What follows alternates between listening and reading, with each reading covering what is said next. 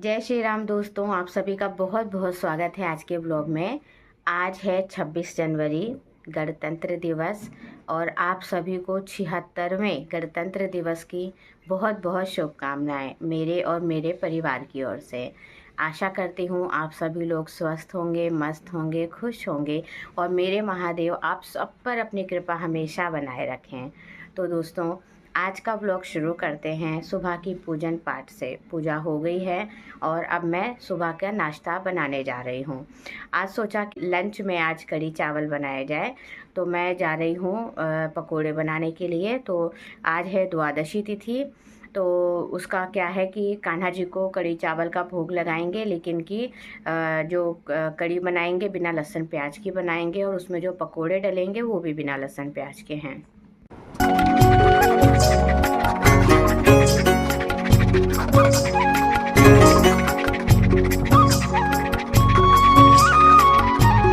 तो दोस्तों, यहाँ पर मैंने जो मलाई होती है दूध की, उसमें ना दही लगा करके उसको मिक्स करके 2 दिन से रख रखा है। तो यहाँ पर दही जो है वो अच्छे से मलाई निकालने के लिए, मक्खन निकालने के लिए तैयार हो गई थी। तो ऐसा करने से क्या है कि बहुत जल्दी आपको कुछ ज़्यादा फेंटने की ज़रूरत नहीं है। मैंने तो बस छोटा वाला जो चमचा होता है सब्जी वाला, उसी से ही 2-4 मिनट ही फेंटा था और पूरा मक्खन अलग हो गया। और उसके बाद फिर पानी डालने के बाद उस मक्खन को थोड़ा सा खंगाल के उसमें से जो फटा हुआ दूध का पानी होता है ना, वो निकालना होता है। तो इस तरीके से 2-3 बार थोड़ा पानी करके मैं उसको मिक्स करती गई और मक्खन बिल्कुल साफ़ हो जाता है। फिर जब आप उस मक्खन से घी निकालते हो तो मक्खन में बहुत ही अच्छा सा साफ सा घी निकलता है और ज़्यादा जो वेस्ट होता है ना वो भी नहीं निकलता।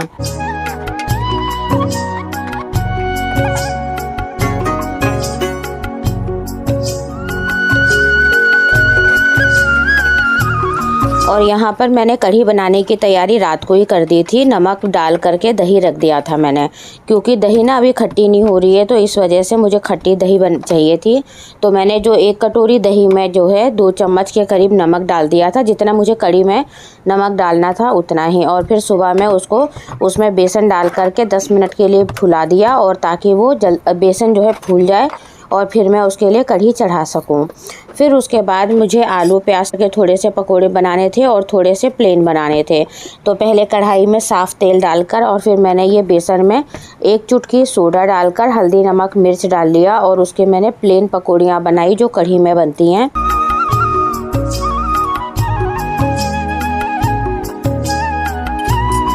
इधर दूसरे चूल्हे पर ना घी भी पक रहा था, उसको भी मैं देख रही थी ताकि वो नीचे से जले नहीं, और उसको भी ध्यान दे रही थी। और इधर जब तक तेल गरम हो रहा था फिर मैंने आलू प्याज वगैरह भी छील दिया था।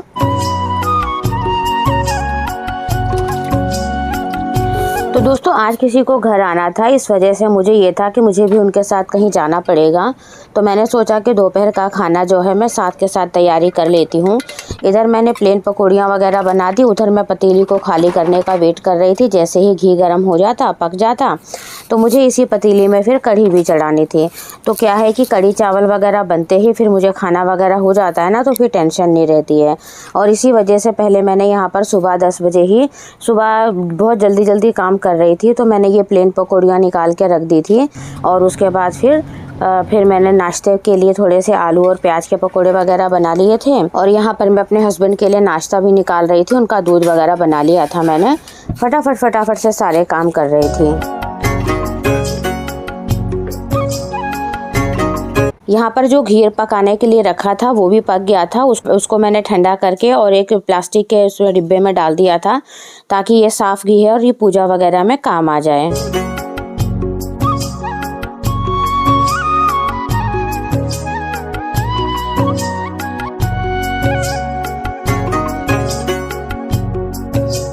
तो दोस्तों, यहाँ पर अब मैं कढ़ी चढ़ा रही थी, तो तेल गरम होने के बाद इसमें आधा चम्मच मेथी दाना, आधा चम्मच जीरा और आधा ही चम्मच क्रश करके खड़ा साबुत धनिया जो होता है वो डाल दिया था। और जैसे ही वो चटक जाए उसमें हल्दी मिर्च और धनिया डाल दिया था। और नमक मैंने पहले ही दही में लगा दिया था, इसलिए मैंने इसमें नमक नहीं डाला था। और बेसन भी अच्छे से फूल गया था दही के साथ, तो फिर मैंने उसको डाल करके और उसके साथ 3 गुना पानी डाल करके ये कढ़ी पकने के लिए चढ़ा दी थी।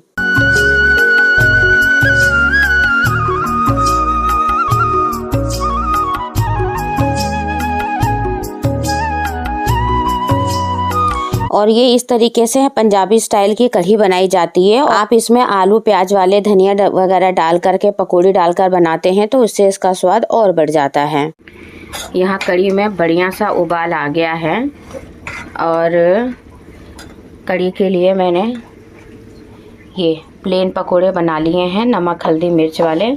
और ये नाश्ते में पकोड़े बना लिए हैं थोड़े से आलू प्याज वाले। और अब बस बच्चे नहा रहे हैं, नाश्ता वगैरह करेंगे और कढ़ी अभी ये पकेगी। और मैं इसको अब यहाँ से इस पे सिम पे कर देती हूँ क्योंकि ये वाली गैस थोड़ी और स्लो हो जाती है और ये नहीं होती है। तो अभी कढ़ाई वगैरह सब ऐसी चढ़ी हुई है तो मैं तैयारी करती हूँ आगे के प्रोसेस की। तो इसमें तेल अच्छे से ऊपर आने लग गया है, लेकिन अभी ये मैं और पकाऊंगी। ये आज मैं बना रही हूँ पंजाबी स्टाइल की कढ़ी, जो कि बहुत ही टेस्टी, बहुत ही स्वादिष्ट लगती है।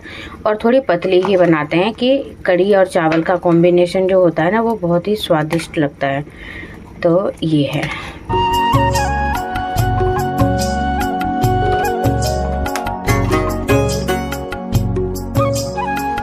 यहाँ पर मैंने बना ली थी चाय हम तीनों के लिए, क्योंकि अब लेट भी होने लग गया था, फिर सर भी अजीब सा होने लगता है जब तक आप चाय ना पियो।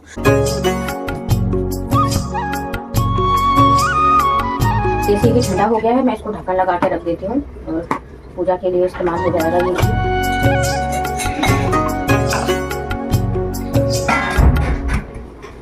और ये कढ़ी अभी मेरी बिल्कुल सिम पे पकेगी लगभग 15 मिनट। उबाल नहीं आना चाहिए, नहीं तो सारी कढ़ी बह जाएगी।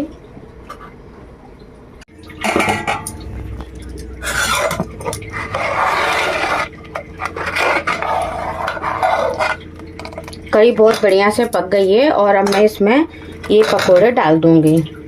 और अभी मैं इसमें लगाऊंगी एक तड़का, जो कि कढ़ी का स्वाद और ज़्यादा बढ़ा देती है।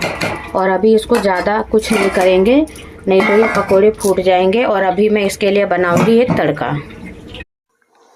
तो दोस्तों, तेल गरम करने के बाद उसमें राई, देगी मिर्च और 3 से 4 लाल मिर्चें डाल करके इस कढ़ी में बघार लगाना होता है। तो मैं उस टाइम पे रिकॉर्ड करना भूल गई थी। और यहाँ पर मैंने चावल भी बना लिए थे और मैं रोटियां बना रही थी, क्योंकि गेस्ट आए हुए थे घर में, तो उन लोगों को टाइम से मुझे खाना वगैरह भी खिलाना था। तो इसलिए फटाफट से सारे काम हो गए। सलाद वगैरह मैंने काट लिया था। और मैं यहाँ पर कान्हा जी के लिए पहले मुझे गाय की रोटी मैंने बनाई, फिर उसके बाद कान्हा जी की प्लेट वगैरह बनाकर फिर मुझे बाकी आगे का काम कर रही थी मैं। तो कान्हा जी के लिए भोग वगैरह बनाने के बाद फिर उन लोगों को भी मैंने खाना वगैरह खिलाया। और हस्बैंड भी आ गए थे, तो सब लोगों ने लगभग 3 बजे तक एक साथ खाना खा लिया था। तो इस तरीके से बिना लहसुन प्याज की कढ़ी आपने कान्हा जी को भी मैंने भोग लगा दी थी। और आप बनाइए इस तरह से कढ़ी, बहुत ही स्वादिष्ट बनती है। और जो गेस्ट आए थे उनको भी बहुत पसंद आई और उन लोगों ने भी बहुत तारीफ़ करी है। और इस तरह की ये जो कढ़ी बनती है, इसका स्वाद सच में बहुत ज़्यादा होता है।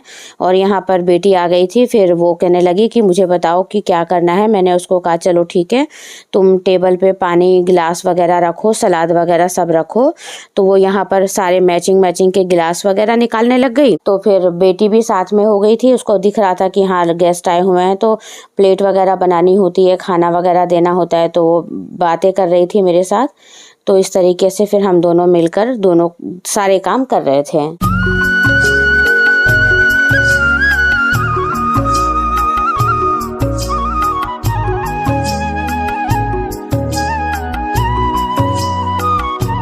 तो सब लोगों ने साथ में लंच वगैरह किया था। उसके बाद फिर हम लोग चले गए थे, लगभग 2 घंटे के बाद वापस आए हैं।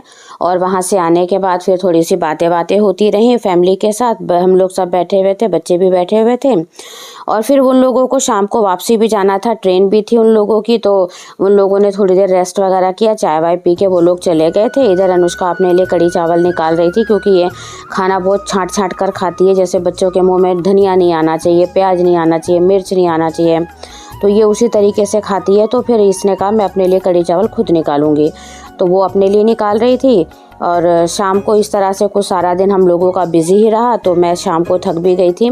फिर शाम को उन लोगों को चाय वगैरह पिलाने के बाद में वो लोग चले गए थे और इस तरीके से आज का मेरा पूरा दिन जो था बहुत ही थकाने वाला हो गया था दोस्तों। तो दोस्तों यही है आज का छोटा सा व्लॉग। आई होप आप सभी को मेरे व्लॉग पसंद आया है, तो वीडियो को लाइक कीजिए, चैनल को सब्सक्राइब कीजिए, अपना प्यार और सपोर्ट बनाए रखिए। ये केवल दोपहर तक का ही व्लॉग है, क्योंकि जाने के बाद वहाँ की भी कोई रिकॉर्डिंग मैं कर नहीं पाई थी और फिर मैं अपनी प्लेट वगैरह थी लगा के, और ये सब मैंने अभी खाना वाना खाया शाम को चाय वगैरह के बाद।